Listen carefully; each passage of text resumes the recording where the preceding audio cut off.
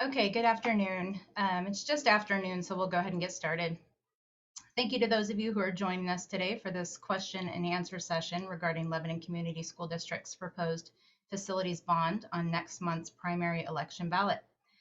With me are Superintendent Bo Yates, Business Director William Lewis, and Lebanon Aquatics Director Lorley Engler.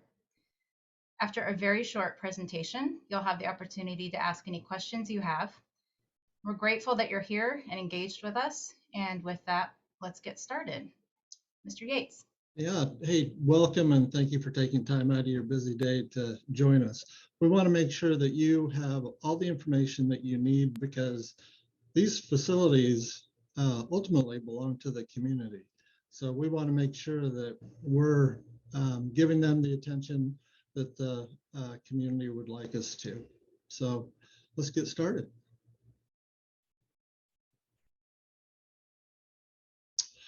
One thing anything we do, we try to provide a great value to the community for. We do a great job. I think we do a great job of partnering with both the city. We work closely with Jason Williams in the city to get work done at our schools.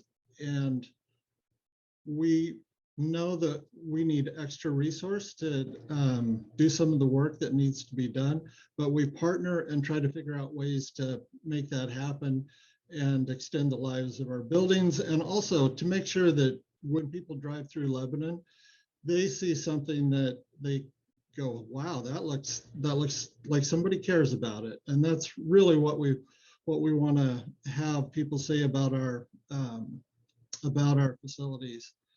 We operate under a balanced budget. We do go through a whole budget process on a yearly basis. And it's a challenge to get all the things done that we need to get done. And that is the bond process, to go out and ask for monies from the community for us to be able to go out and bond in order to do some of these projects that are more expensive. The majority of our money goes to classroom instruction, and that's where we want it to be. We want the best people in front of our kids, and we want the best situation for our classrooms, instructional assistants, and just we want to support kids in classrooms and support teachers. So the majority of our funding goes towards staff. We have about 20% that goes towards other things that could be transportation, fund transfers for athletics, maintenance, and other things. So it's a small percentage that we're able to put away to do any capital improvements. As I shared earlier, we want people to, when they see our facilities, we want people to feel like, God, people in Lebanon care about their buildings and schools, and they have a pride in their community. And we try to do everything we can to keep our facilities clean. And we try to use them and encourage the use for our community. So we don't charge the community to come in and use any of our facilities. We try to provide that. They're already paid for through taxes. So we probably more than any other school district really share our facilities. And when we put in our turf, our goal was to wear it out early because we want usage. We want people in the pool. We want people using our auditorium. We want things to be busy because that's a hallmark of a vibrant community. So right now is a great time. The pool needs some extensive modifications. I think the life of the pool is over 50 years. And so at this point, it makes sense for us to do some major renovations and upgrade the pool, improve it. And that's one of the key parts of this bond. So we're asking for $20 million. We have a $4.3 million match from the state, and we'll get that money if we're able to pass the bond. We've committed $10 million to the aquatics district, to the pool, to be able to make improvements to that facility. And the other 14.3 million will go towards prioritized projects that we have within the school district. And for the most part, those won't be things that you'll see. Those are building shells and envelopes. We need to make sure that those buildings can be used moving forward, and we take good care of them. How it will impact the average taxpayer is we are asking for 26 cents per $1,000 of valuation.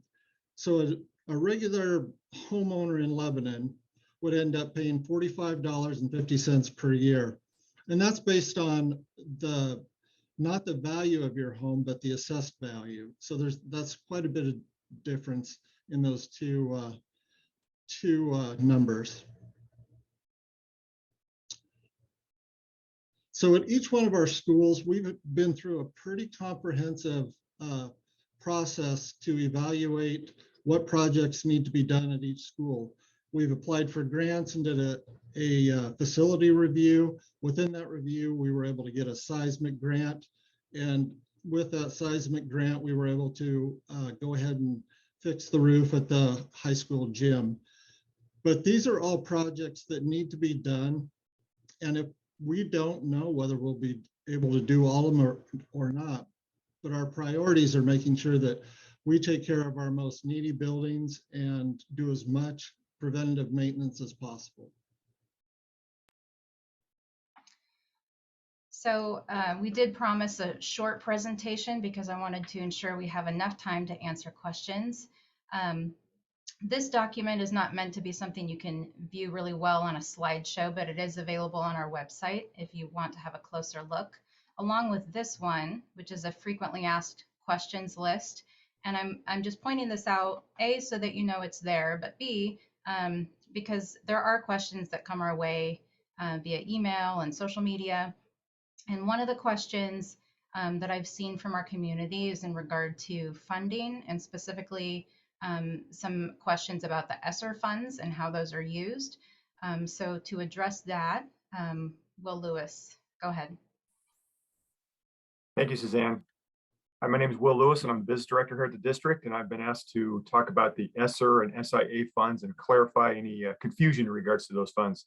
So ESSER funds, ESSER 1, ESSER 2, and ESSER 3 are federal funds which must be used for COVID mitigation and helping with the impacts of COVID-19. They cannot be used for deferred maintenance. Now, we have some money set aside for HVAC associated with those funds, and the goal behind that is to kind of partner with all of the funding sources that we have to get the biggest bang for the buck. And with those HVAC systems, you would be the COVID piece of that is you were moving more air in the classroom. So that's kind of the goal there. The federal stimulus, the other grant is the GEAR grant, and that was specific to technology. The SIA funds, which is the Student Investment Act, is also called the Student Success Act, is a additional resource that the school district has as of a few years ago. And it is designed around improving student outcomes. It also cannot be used for deferred maintenance. It can't be used to raise employee salaries. It must be used to improve student outcomes. And the district must have a comprehensive plan, which is approved by the school board and ODE before we can proceed. So, and it outlines exactly what we're going to do with those funds. And I would say, kind of as a side note, GO bonds in the state of Oregon are how school districts fund major deferred maintenance projects. The Oregon Awesome Grant Program is designed to help smaller communities like ours with our bonding efforts. And so that was the $4.3 million matching grant that came through the Awesome program that Superintendent Yates referenced earlier. And so that's an exciting opportunity for our community. Suzanne, that's all I have. If you have any questions, I'd be happy to answer. Thank you, Will. If you have any questions for anyone on our panel, and Laura Lee hasn't spoken yet, but if you're just joining us, Laura Lee Engler from the Lebanon Aquatic District is with us as well. Feel free to either use the raise hand icon on your screen, or you can just turn your camera on, raise your hand, and I'll unmute you.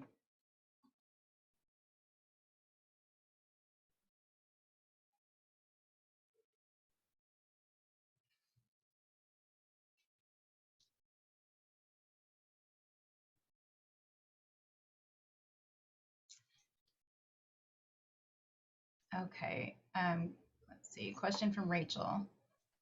Go ahead, Hello, Rachel. Hi. can you hear me? Sorry, I'm on Yes. my phone out doing barn chores, but I was curious for the average assessed value of the homes. What year were those numbers calculated or gathered from? You guys know? Yeah, hi, Rachel. This is Will. Hi, Will. Those numbers, the total that we're basing everything on are 2022 valuations.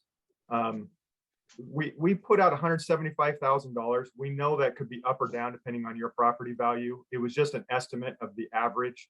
When we called Lynn County, there wasn't really an average across the county, so we just used the number that the previous group that went out for a bond used, which is $175,000.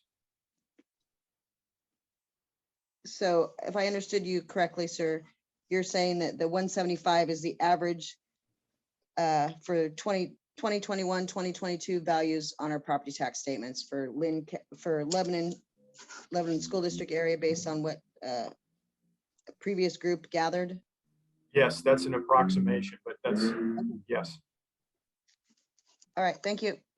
And that's, to be clear, that's assessed value and not market value. And yeah. Yes, I understand that. I don't see how that number is true, but thank you. And Rachel, just FYI, I know that the Lebanon local has put out some information that actually went with a grid that shows higher property values and lower property values. And I'd be happy to provide that if you want to contact me directly. Yeah, I might do that. Okay. I'm just concerned. I'm new to the district, and you've probably seen my posts on, my comments on your guys' posts, but, currently 48% of my property taxes are going to Lebanon Community School District taxes, the old Lebanon Community School District bond, and to the Aquatic Center. That's 48% of my current taxes. It's a little over $1,700 a year. Yeah. I appreciate the information, and I'll go ahead and send you an email. Okay, super. And I'll get that information back from the Lebanon Great. local, and we'll send that to you. Great, thank you. I appreciate it. You bet. Thank you, Rachel.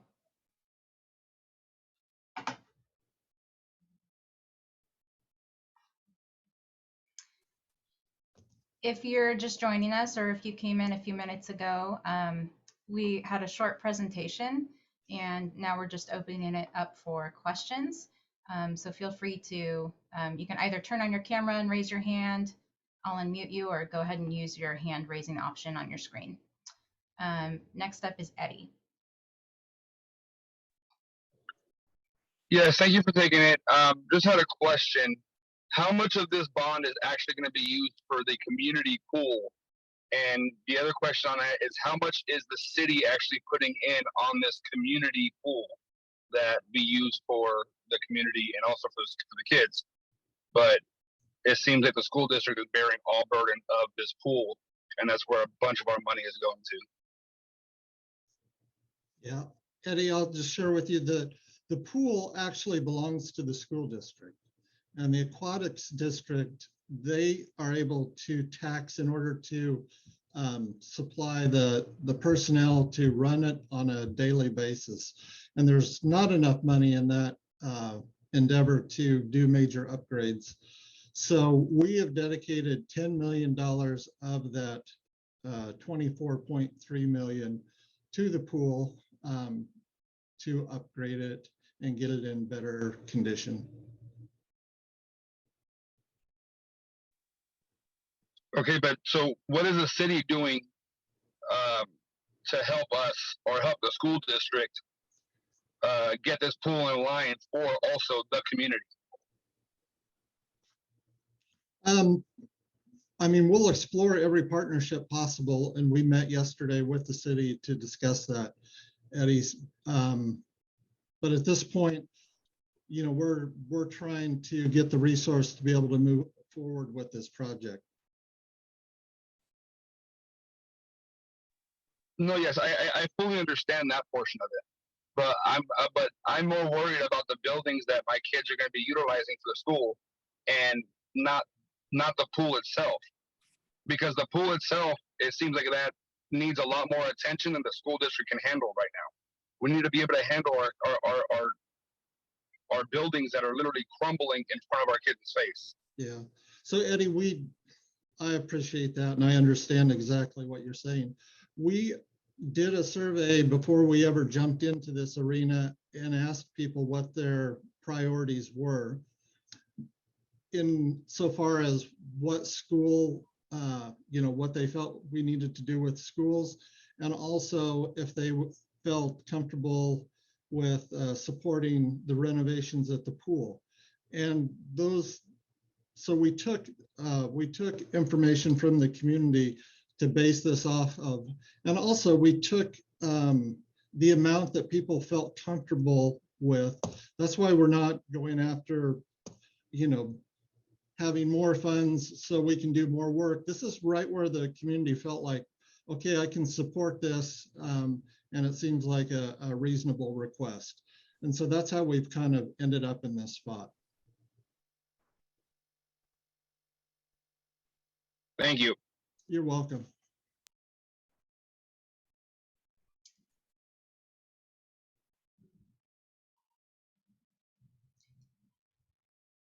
Laura Lee, would you like to share anything in regard to the pool? Well, I mean, I just want to, I know this is a unique situation with the school district owning the pool and then the aquatic district operating the pool. But, we do have school children using this facility almost every day. We have high school PE classes in here throughout the school year. We have third graders that we have that get bused over here throughout the school year. And we've been doing that for years. And also during the summer school, when the school district has their summer school program, we always have the pool available so that when the kids, because I don't know if everybody's familiar with the summer school program, but last year they had so many hours of instruction time in the morning, and then in the afternoons, the students would choose to do enrichment activities, and they could go out to the fields and do things like, sports with balls and things like that. But then one of the options was for the kids to do rec swim.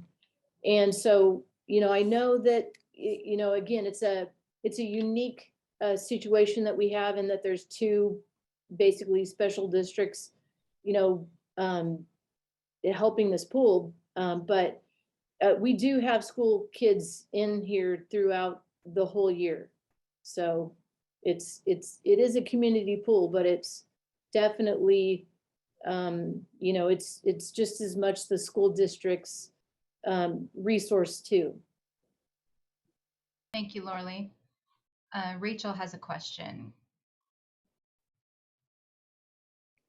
Hello again. When you were doing the slide presentations and you were showing the one that had the school breakdown, the priority list for each school, when Mr. Yates was talking, he said that, this definitely is our priority list, but we're not sure we're going to be able to get all of the things on this list done. So my fear about agreeing to this is that, as we know, costs of things have gone up, but how do the kids from Lacombe, how do the parents from Lacombe School that are going to vote yes for this know that the roof repair, the boiler is going to be fixed, kitchen improvements are going to be done, and painting is going to be done? Because maybe the roof over at Pioneer or the HVAC is going to cost more, so how is that priority list going to be determined? And what is going to be done to make sure the things that are on this proposed list, how are priorities going to be set, if that makes any sense? Yeah, it does, Rachel. And like I said, we've been through a pretty comprehensive process of evaluating our facilities, and we do have certain roofs that need to be done, which are priorities. There's a section at 7 Oak, another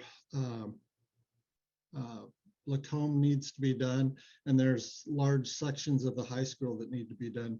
So when we look at what's a have to and what's a want to, really those envelopes are going to be where we're going to dedicate that money and do as much work on the roofs, and then what the things that we can do to make sure that those buildings, that we're investing in them and that they're able to be used for the next decade. Does that help? A little bit, thank you. Yeah, and we, just to share, we're working with Jason Williams with the city. We're working with different entities to make sure that we really get some thoughtfulness behind this, and also to see if there's anything we can do to share resource to lower the cost. Because like I said, this is, at this point, all of our buildings, you know, and we have some old buildings. Cascades is, you know, was built around Green Acres is around World War II vintage. The rest of them are, you know, 50 years or older, excluding our 2 newer schools. And those schools are 20 years old. So when we had the evaluation done, the one thing that came back that it showed us was the cost of us putting money in, you know, to maintain these buildings is significantly less than replacing them. So I don't think that we want to get to a spot in 10 years where we have to turn around and you know, have some insurmountable bill that we have to pay.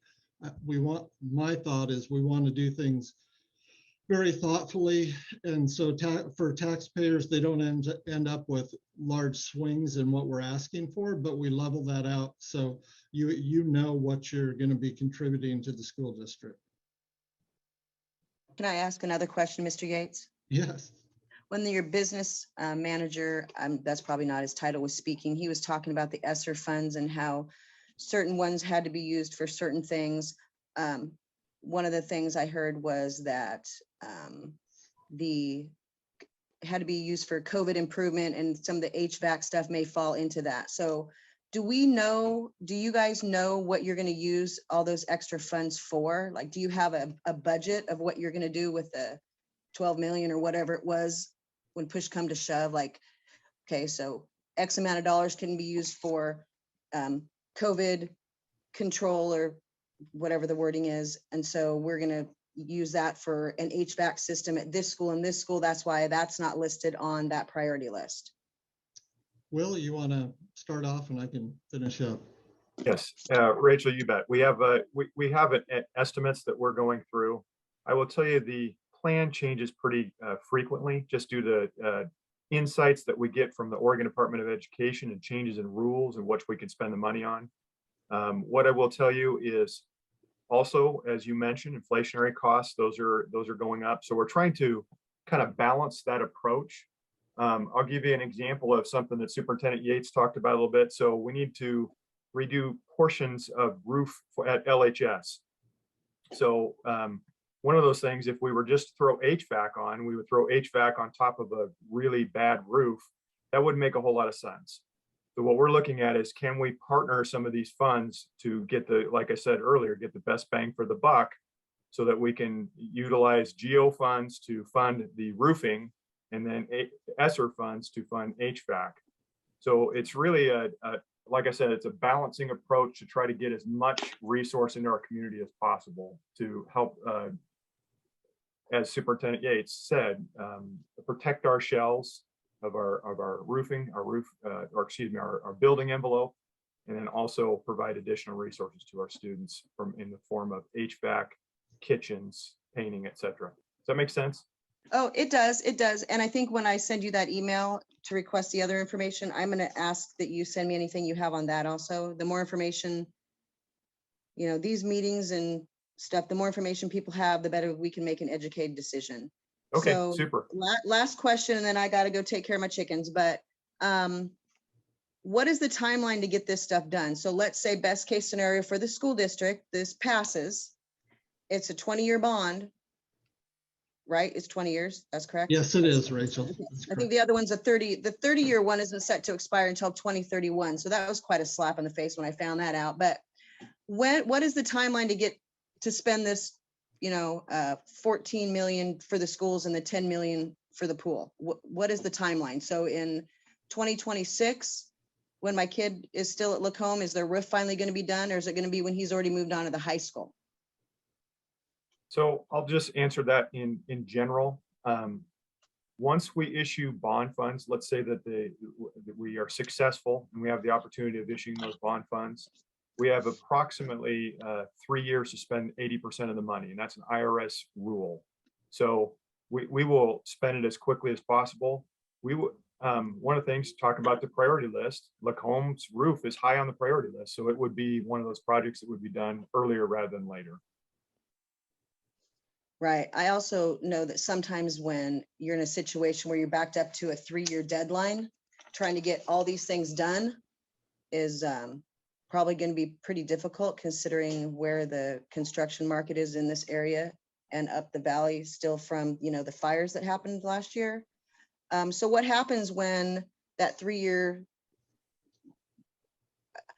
I guess my concern is that the 3-year window is going to come to a close and crap, we got to spend 80%. I just want to make sure that that money is spent on the things that it was supposed to be allocated for, pardon me. So it will be. And I can assure you that, because we're required to spend the money. Once the GO bond is issued, we're required to spend the money on what we said we were going to spend it on. So we can't take that money and spend it on something else. So Okay. when we have the list here, it's really the list. That's what we are required to do. And we're very well aware of the timelines, and I share your concern. I understand it. And we have a very competent team in place, including our current construction manager, HMK. And we will have that money spent. We'll have the appropriate projects done in the allowed time. Okay, excellent. Thank you again. Rachel, I just wanted to touch on a topic that you mentioned there in regards to that 30-year bond. We've refinanced that 30-year bond twice to lower the rate to taxpayers. And what we're asking now is basically to the amount that we've been able to lower that tax rate. So issuing another bond to be able to do more work on top of that. So our goal is to really not be swinging up and down, but to keep, the requirement for community members the same. So I know that having a 30-year bond and then putting a 20 on there looks. Well, I definitely do appreciate that. My concern is, I'm paying $422 a year on that first bond. This bond, I think I figured it out, it would be initial, it's under $50. But then, in 6 years, now we're coming another school bond, and then, another school bond and another school bond. And pretty soon, 75% of my property taxes is for the school. So I appreciate the information. Yeah, that's our long-term plan, is to not do that. Right. That as constant as we can. Yeah. And okay. Yeah, thank you. Thank you. Mhm.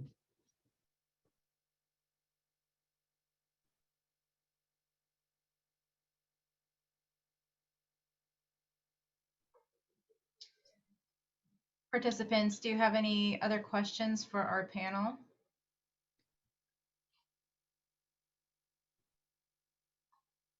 I lied. One last question. When will this Zoom meeting be available, and where can I find it? Because I missed like the first 10 minutes, I think. Rachel, as soon as I can figure out how to correctly put it on the website without messing anything up. So probably this afternoon. Perfect. I'll look for it on the website then. Thank you, Stephanie. Have a great day. Thank you. You too.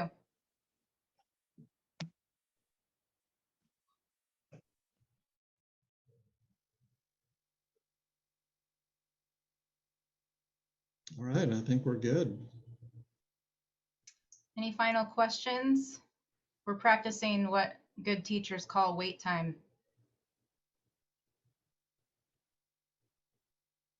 All right, we will put a recording of this on our website so that anyone who couldn't make it can watch. And then just a reminder that we do have an in-person Q&A session tomorrow night in the Lebanon High School Commons. So thank you for coming by, and we hope you all have a great rest of your day.